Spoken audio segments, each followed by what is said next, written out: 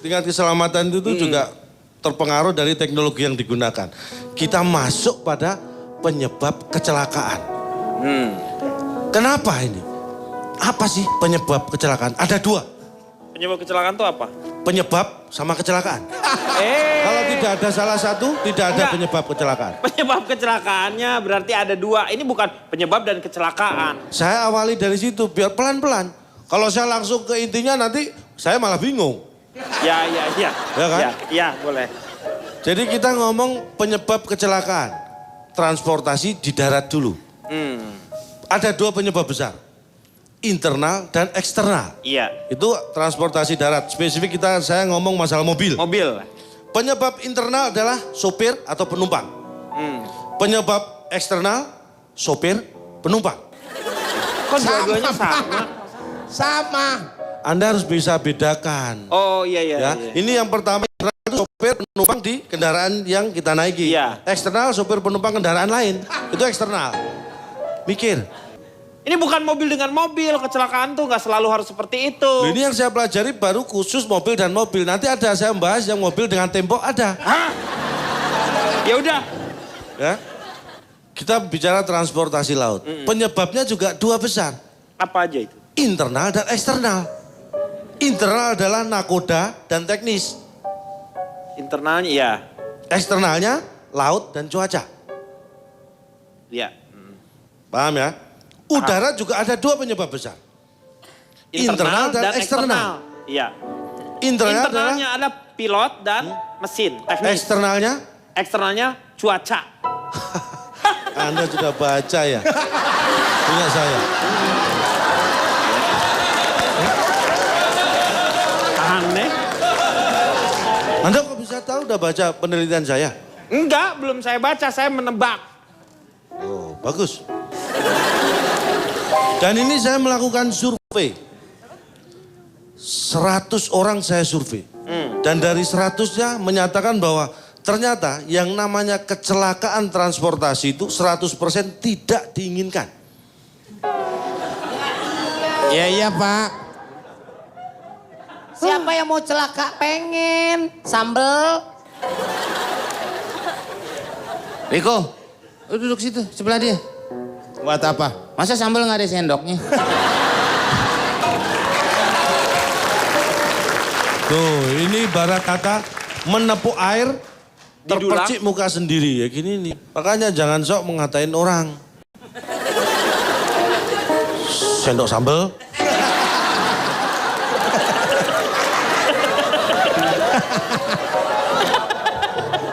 Bapak itu ngatain orang namanya Pak. Kembali lagi penelitian saya, data saya menyatakan kecelakaan darat itu ternyata banyak terjadi di darat. Iya. Transportasi daratnya. Tapi Anda tahu nggak? Enggak. Paling banyak transportasi darat itu kecelakaannya paling banyak terjadi di mana? Di darat katanya tadi. Di jalan. Perempatan. Salah. Darat. Apa? Perempatan. Salah. Perlimaan. Salah. Permisian. Pertigaan lampu merah. Salah. Kecelakaan transportasi darat paling sering terjadi di lokasi kejadian.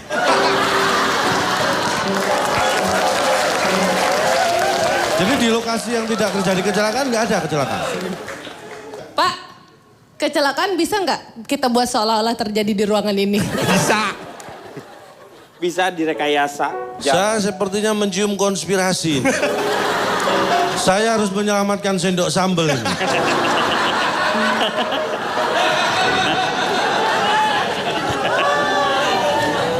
Berikutnya ya.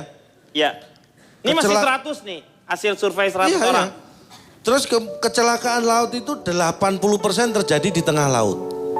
80% Terjadi di tengah laut. Yang 20% terjadi di tengah perjalanan. Kapal laut. Iya, berarti udah masuk di tengah laut juga. Kadang-kadang belum terlalu ke tengah karena dalam perjalanan bukan berarti sudah di tengah. Kadang-kadang masih di pinggir. Tapi udah di laut kan? Iya di laut. 100% kejadian kapal laut itu di laut. Di laut. Ya. Sedangkan kecelakaan udara itu 100% melibatkan pesawat. Superman nggak ikutan di situ? Kan terbang juga ya dia. Superman kan selamat tadi sama Pak Jarwo turun. Sukirman itu. Ya sama aja Pak. Dan Anda tahu nggak alat transportasi darat, laut dan udara itu paling besar risiko terjadi kecelakaan adalah transportasi udara. Lah, darat dong. Darat. Darat tuh. Udara enggak, Darat nih. saya dukung udara. Darat paling Ini banyak. saya sebutkan datanya. 2 tahun terakhir WHO darat. Sebentar, Iya. saya sebutkan data saya. Ini dari kelompokku nih. Kecelakaan transportasi darat hanya terjadi di darat. Transportasi laut hanya terjadi di laut. Di laut. Transportasi udara bisa terjadi di darat, di laut, dan di udara. Pesawat bisa meledak di udara, bisa nyemplung ke laut, bisa jatuh ke darat. Resikonya 3 kali. Mikir. Apa sih yang ditepukin? Ini yang ditepukin apa? Yang ditepukin Kali ini apa? bener Pak. Ya iyalah memang kenyataannya seperti itu. Ya Dia terus Bapak kenapa ngegas kali ini? Saya setuju. Kan kalau musibah jatuh bisa nabrak gunung. Sebentar. Saudara Akbar setuju tadi? Setuju, Pak. Anda juga setuju? Setuju. Saya ganti deh Pak. Ini setuju soalnya. Saya ganti data saya. Makanya. Ini soalnya harga diri Pak. Iya. Saya peneliti nggak bisa sembarangan. Ini survei saya.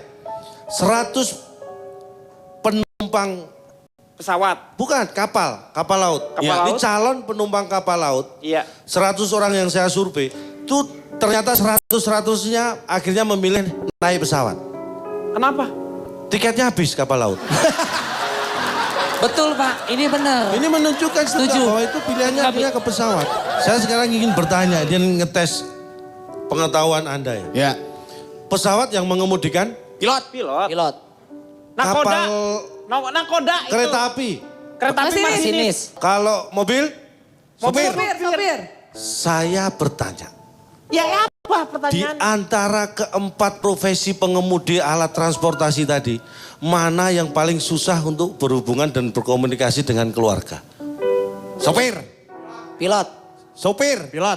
Pilot. Sopir. Tuh, Ya. Nah, itu yang pinter. Tetangga saya ngalami, bapaknya sopir.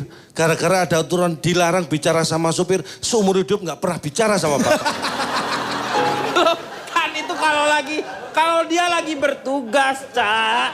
Dia lagi bertugas, masa dia ngobrol? Kan ada penumpang lain yang harus diselamatkan, Cak. Yang terakhir, Yang terakhir apa? terima kasih.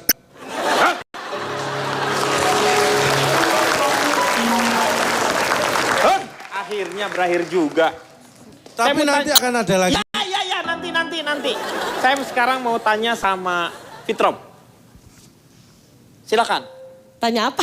Nanti tapi maksudnya setelah yang satu ini.